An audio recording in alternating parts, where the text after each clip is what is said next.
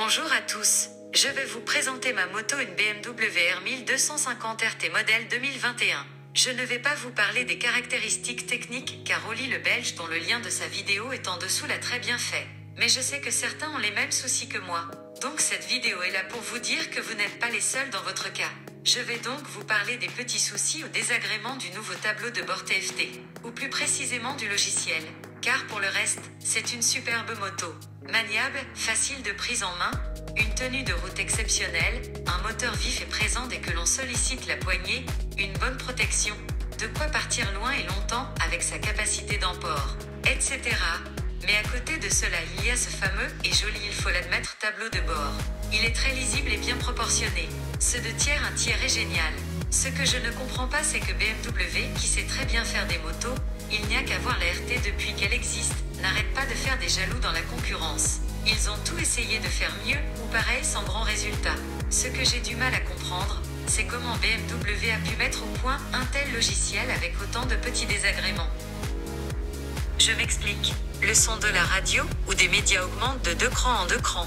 Alors soit il n'est pas assez fort selon l'allure à laquelle on roule, soit il est trop fort. Sur mon ancienne K16, le son montait de 1 en 1.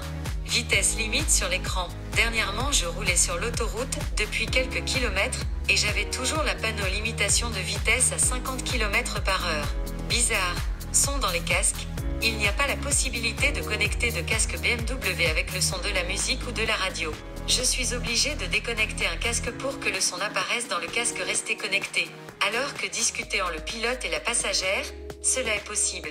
Encore bizarre. Mise à jour du logiciel. Alors que la moto est arrivée en mars 2021, nous en sommes à la 4e version, donc mise à jour du logiciel. Combien en faudra-t-il avant que tout fonctionne correctement? Playlist pour les possesseurs de smartphones Android. Il n'y a pas la possibilité de lire une playlist. Il n'y a que les possesseurs d'iPhone qui peuvent lire des playlists. Toujours bizarre.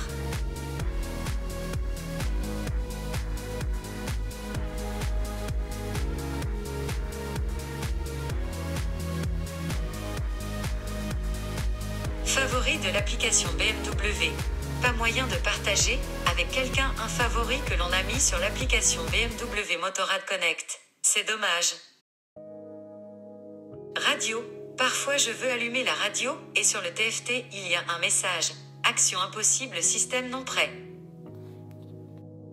Et je ne suis pas seule dans ce cas-là. Tout le monde se dit que la prochaine mise à jour réglera les soucis.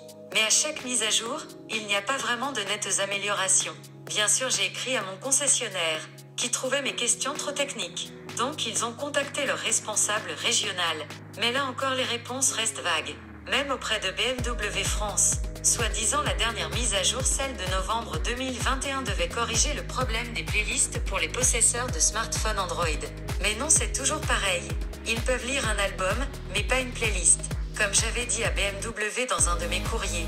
Ils auraient dû mettre une prise USB afin que l'on puisse y connecter une clé USB pour lire nos musiques comme cela se faisait avant. Et cela fonctionnait très bien. Pourquoi faire compliqué alors que la solution de facilité existe déjà et a fait ses preuves? Dommage aussi qu'avec un si bel écran et tellement lisible que BMW n'ait pas proposé Apple CarPlay.